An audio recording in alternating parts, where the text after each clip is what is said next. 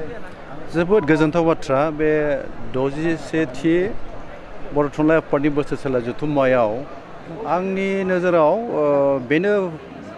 गिबि खेब जानो हागौ माने बर' थुनलाइ आफादनि जथुम्मायाव भारतनि हादोरगिरि फैगोन आरो रामनाथ कबिन्द मोनगोन बिथाङा सफैगोन गोजोनथाव बाथ्रा बियो जोंनि बर' हारिनि थाखायनो आरो बे रादाबखौ मोननानै खोब गोजोननाय मोनदों जोंबो सफैदों दा बिथांनि जि मोनसे जोंनि बर' थुनलाइ आफादनो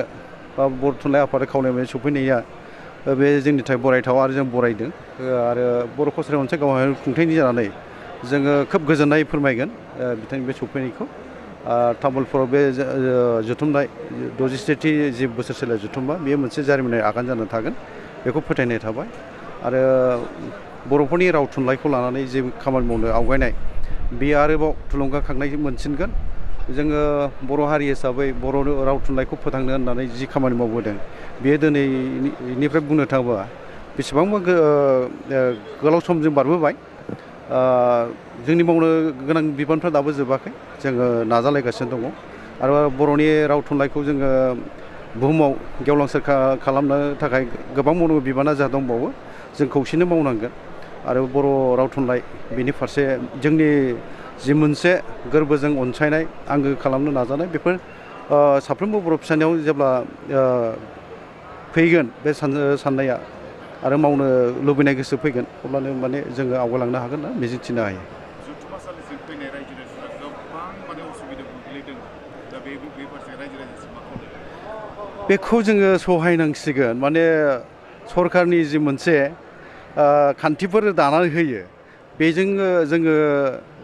जोंनि माबाफोरखौ लाखिनानै माने खामानिफोरखौ मावनो गोनां जानायावहाय बे जादों बावहाय दुखु मोननो नाङा जायखिया जोङो जेसेबां हायो सरकारनि जि मोनसे खान्थि खाना होनाय बेखौ गनायनानै जोङो खामानिखौ मावनांगौ जायो जेरावहाय बावहायथ' जोङो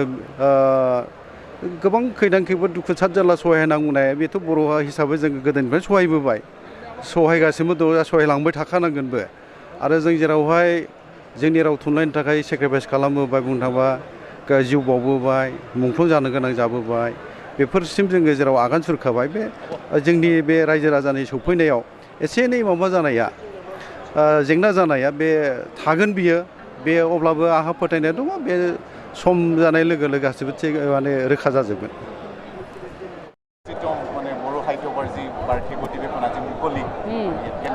হয় খুবেই ভাল লাগি আছে প্ৰথমতেতো সাহিত্য সভা আমাৰ জাগাত হৈ আছে তামোলপুৰত গতিকে প্ৰথমতে তাৰ কাৰণে আমি সুখী আছিলোঁ এতিয়া আমাৰ দেশৰ প্ৰধান ৰাষ্ট্ৰপতি যিহেতু আমাৰ জাগাত আহি আছে গতিকে আমি তামোলপুৰ বাকী হিচাপে আমি নথৈ আনন্দিত ৰাইজে কিন্তু মানে অধিৱেশন চলিলে মানে বহুত কষ্ট পাইছে হয় হয় হয় হয় তেওঁলোকে বহুত কষ্ট পাইছে তাৰ পিছতো কিন্তু তেওঁলোকক বাধা দি ৰাখিব পৰা নাই ইয়াতে গম পাই যে তেওঁলোকৰ উৎসাহ কিমান যিহেতু দেশৰ প্ৰধানজনৰ কাৰণে কিছু প্ৰট'কল থাকে সেয়া আমি মানিবই লাগিব উপায় নাই গতিকে প্ৰথমতে তাৰ বাবে আমি ক্ষমা বিচাৰিছোঁ যে তেওঁলোকক সুবিধা কৰি দিব পৰা নাই যে খোজকাঢ়ি আহিব লগা হৈছে বহুতখিনি দূৰ যাই হওক আমাৰ উৎসাহটো তাতো কিন্তু বাধা দিব পৰা নাই